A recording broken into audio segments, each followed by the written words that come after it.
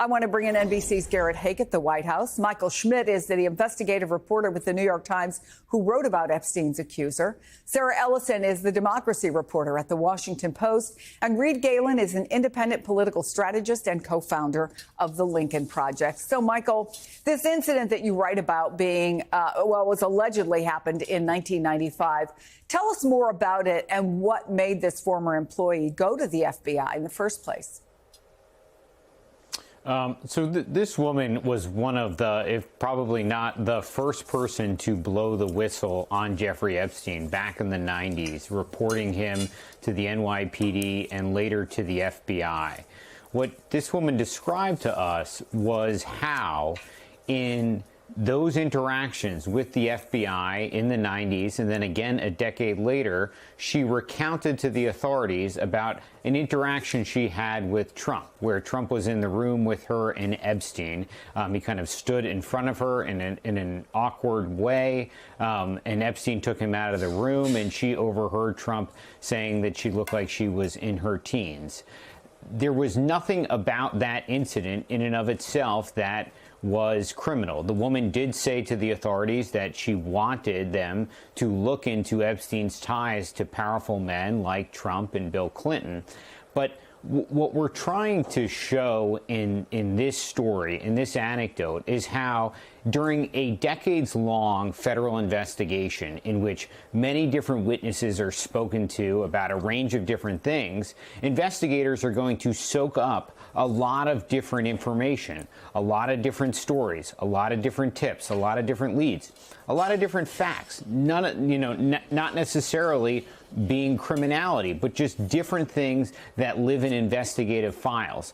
It's those types of details that Trump's allies and supporters have really been after. They want to know everything there is to know about Jeffrey Epstein and his ties to powerful people. And in this story, this woman's account to the authorities is an example of that type of anecdote, that type of information that is soaked up in a federal investigation. You have to remember, just a small portion of what investigators collect during any federal investigation, especially one that goes on over decades, is ultimately used in court and subjected to cross-examination and is presented, with the judge overseeing the whole proceeding. In the case of Epstein, there was no such, opportunity for a lot of this information to be aired, but there are lots of different pieces of information kicking around these files in the bowels of the Justice Department. So, Michael, we should note the White House contests Trump was ever even in Epstein's office. The FBI did not respond to a request for comment. But to your point, that this shows how the Epstein files could contain material that's embarrassing or politically problematic for Trump. I'm wondering what you're hearing about that. And, of course, I'm thinking back to his first run for office when he beat Hillary Clinton, the infamous Billy Bush conversation. Other accusations in the past have not had an impact on him in the way that, let's call it, traditional politics might have seen in the past. So I guess the question is, what makes this different? What has made this so worrisome to the president that he just wants it over? Well, I think it's the cross pressure with his base. His allies and his supporters have for a very long time wanted to know all there is to know about Jeffrey Epstein, about every tie that he had to anyone, to what his criminality looked like, to how he took advantage of young women, and in anything and everything that illuminates the Epstein story. And that has been a rallying cry for them. They believe that Epstein's death has, obviously very suspicious circumstances around it. They do not believe that he killed himself, and they want to be able to, for themselves, see into what the Justice Department and FBI collected in this decades-long investigation of Epstein that results in essentially two different prosecutions. They want to see everything they can into that. And the problem that the base has had is that you had the Attorney General come out, just in the past couple of weeks and basically say there's nothing to see here. There's nothing to see here, and there's not a lot more that we're going to be able to give you. And because of that, that is what has cross-pressured him against his base, because his base is really disappointed. They thought that when they were supporting Donald Trump, they were supporting someone who was going to help bring sunlight to this horrific story of Jeffrey Epstein. So when they're told by the Justice Department that that's not going to happen, they get quite agitated. And that is what we have seen Trump confronting. So let's talk about the sunlight, Sarah, because you have a quote from a podcaster named Liz Wheeler. She's aligned with MAGA. And this is what she said. When you are a true friend, you tell the truth, even when the truth hurts, even when the truth has consequences, even when it's uncomfortable. She talked about her phone blowing up. Tell us what it was blowing up about and what that one quote reveals to you as a journalist as we try to understand this story in the bigger context. Sure. So Liz Wheeler is one of about a dozen influencers, creators, sort of MAGA-aligned new media figures who were invited to the White House at the end of February, and they were ostensibly there to welcome them in to meet cabinet officials and other senior Trump figures.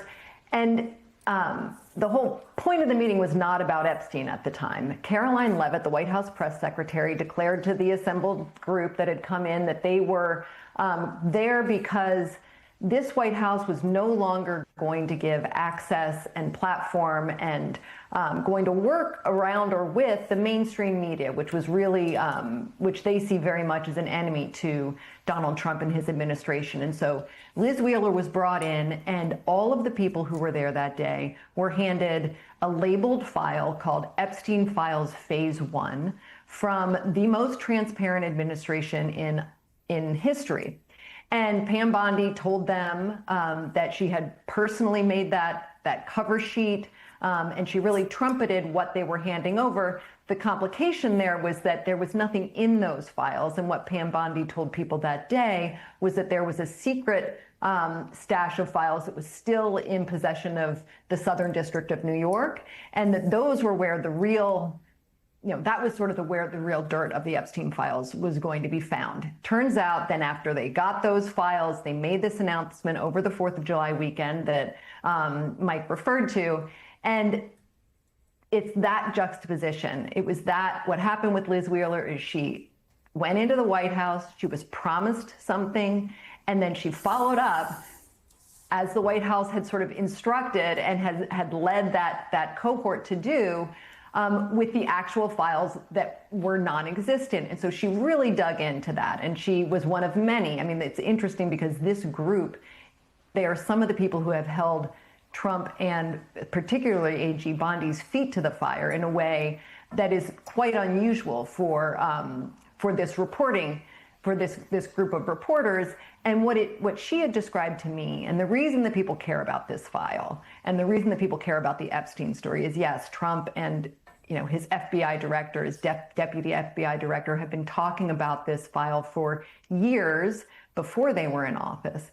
But what it represents for the MAGA base is a story where the elites were preying upon, children, young women, underage women in the most depraved way that both feeds into, millennia-old conspiracy theories, but it also really hits a major theme of the Trump base, which is that the elites and political elites, Hollywood elites, are preying upon people and they are harming regular Americans. And that is the story that the base really has latched onto. And what Liz Wheeler told me is that in speaking out in this way, Epstein wasn't even the top of her list of priorities. She would rather see this White House look into, whether it was the first or the second impeachment story. She sees a lot of things around January 6th and those prosecutions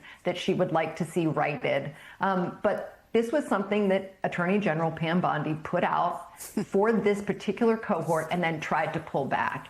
And it was interesting talking to Wheeler. Just in one last thing is that when she says, you have to hold, you have to speak to your friends honestly, you have to have these kinds of hard conversations. This is not in an effort. I mean, she would cringe to see this panel, because what Liz Wheeler wants is that her pressing and her reporting to make the Trump movement stronger and to make it more airtight, and to sort of have them, she wants them to fire Pam Bondi so they can get on with the main work ahead of them. So it's a very different sort of posture than what you see from, journalists on this panel, for example.